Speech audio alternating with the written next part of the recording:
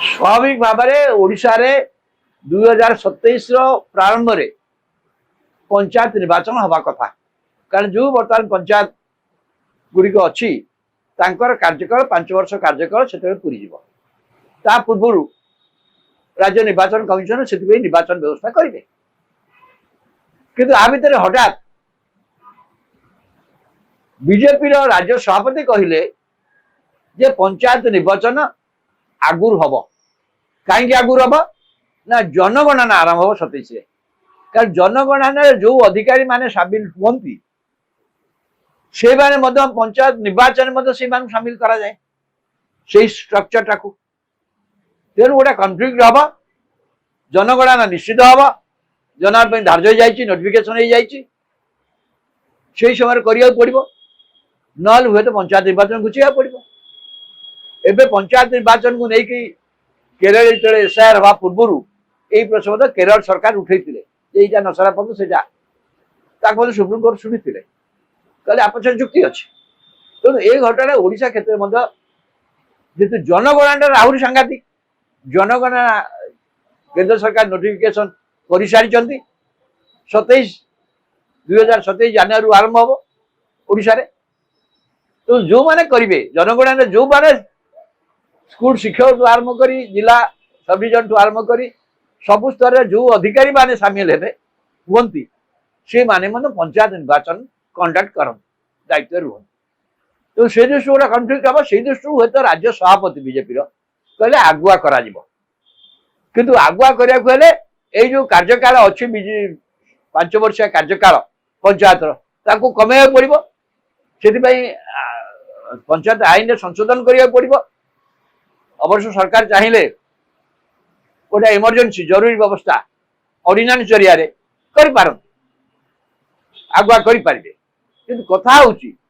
राज्य निर्वाचन कमिशन किंतु कहले आगुआ निर्वाचन हम ना यथा समय हम तार तो यथा समय 2027 फेब्रुआरी ये पंचायत मान कार्यकाल सर से समय हम जोटा 2022 होता 2022 से समय होता 5 वर्ष से समय सरुची राज्य निर्वाचन कमिशन जोटा कहले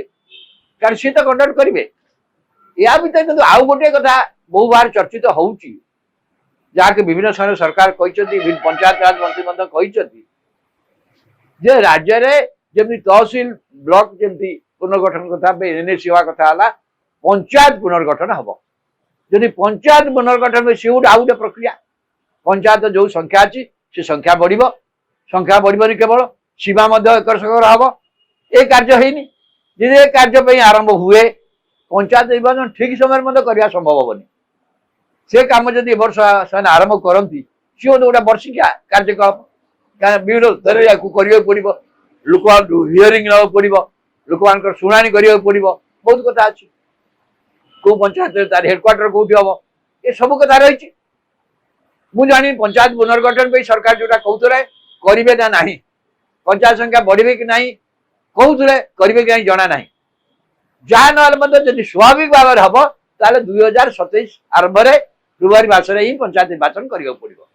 जी नकरा जाए जे कौन जनगणना जब नहला ताले मासे 2 मास एम कार्यकाल बढ़ी दे पारती कि कार्यकाल सरीगला सरकार सब पंचायत को हाथ को लेकिन निर्वाचन कर पारती व्यवस्था हो पार ये समस्त क्षमता किंतु राज्य सरकार के हाथ में ये सबुत आईन संशोधन दरकार पंचायत आईन संशोधन दरकार ये व्यवस्था करहब कि पंचायत आईन संशोधन ही ना सांविधानिक व्यवस्था हूँ 5 वर्ष थर हम से संविधान निर्देश से अनुसार राज्य निर्वाचन कमिशनर कहते आगुआ निर्वाचन पे जो कहले से राज्य सरकार के तरफ ये कहले बीजेपी राज्य सभापति कि सरकार पक्षर एपर्त या कहीं कहीना सरकार पक्षर माने मुख्यमंत्री कहे ना पंचायत राज मंत्री कहे सरकारी मंत्री कहीं कहे से कहीं कहीना तेणु से दृष्टि मोर जहाँ मन हो स्वाभाविक भाव में जिते पंचायत मान कार्यकाल सरीज से समय हम बहुत समस्या जानते से समय हम आगुआ निर्वाचन करें आउ जो कार्य गुड़िक करने कथा से दिगरे कौन सूचना मिलूना एवं पंचायत निर्वाचन आप सब बड़ कथा कौन केत राज्य सरकार जिते भाविए पंचायत सपक्ष आसो एपर्यंत ओडिशा रे समस्त पंचायत व्यवस्था तृण स्तर समस्त पंचायत व्यवस्था बर्तमान बीजेडी हाथ में अच्छी 30 टाक जिला परिषद हाथ में अवश्य एवं जाजपुर जिला सभापति बीजेडी छाड़ी बीजेपी के आसुच्च किंतु 30 टाक जिला परिषद हाथ में अच्छी जिला परिषद माने जिला परिषद सभ्य अच्छा अधिका पंचायत समिति अधिका हाथ में अच्छी सरपंच अधिका अच्छा समिति सदस्य अधिका अच्छा अवश्य से क्षेत्र में पंचायत रे आप जानते समिति सदस्य बा सरपंच रे दलीय संभव चिन्ह व्यवहार करा जाए ना जिला परिषद व्यवहार हुए तो जहाँ समस्त जानते सिंबल व्यवहार न कल पंचायत बेसिस रे राजनीतिक भित्ति ये निर्वाचन सब हुए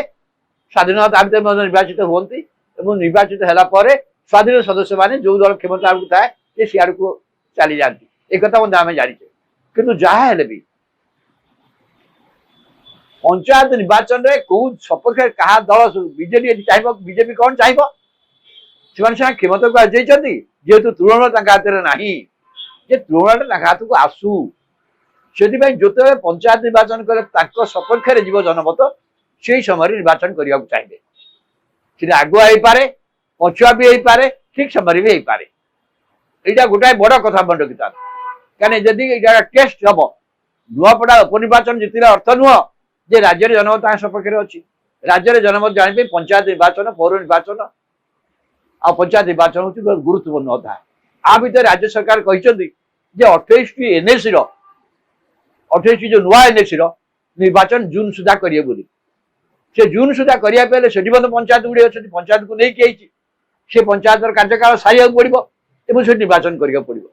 ये निष्पत्ति रही जो दरकार वार्ड केमती गठन हम कौ कौ वार्ड रोटा संरक्षण रही बहुत एक्सरसाइज से दिगरे कौन कार्य चली मुझे भावुनी ठीक भाव में तेणु सरकार कहले 28 जून सुधा ये नुआ एनएसी निर्वाचन करेंगे ये संभावना मुझे बर्तमान देखिपार बहुत उज्जवल संभावना अच्छी कि जहाँ यही सब निर्वाचन गुड़े तृणस्थ निर्वाचन गुड़िक राज्य में जनमत जानवर गोटे प्रकृष्ट मध्यम आप जापारे ओडिशा रे लोकमत जनमत ये सरकार प्रति केते दूर संतुष्ट यहाँ सरकार कार्यकाल बहुत निर्भर कर राज्य सरकार कार्यकाल लोक मैंने पसंद थी पंचायत दल पौर निर्वाचन दल भल कर तेणु सरकार सहित लिंक ये सरकार परफॉर्मेंस पर निर्भर करे आप निकट में केरल में है पंचायत निर्वाचन पौर निर्वाचन से कौन है से शासन क्षमतार थी एलडीएफ पराजित होती यूडीएफ निर्वाचन विजय होती बेसी विजय यूडीएफ वाला यूनाइटेड डेमोक्रेटिक फ्रंट वाला हासिल कर तेणु ओडिशा मेसेज चलीगला यहाँ मतलब डेंजरस सब दल पे तेणु ताकू देखिकी दलर जो तृणमूल भित्तिभूमि ना सी अनुसार सपक्ष तृणमूल भित्तिभूमि आसला ना से संपर्क में यथेष्ट खबर संग्रह कलापर उपनिर्वाचन दोषर कथा पंचायत मध्य सारा राज्य हम तेणु से कथा न जानला पर्यंत से पंचायत निर्वाचन आगुआ करें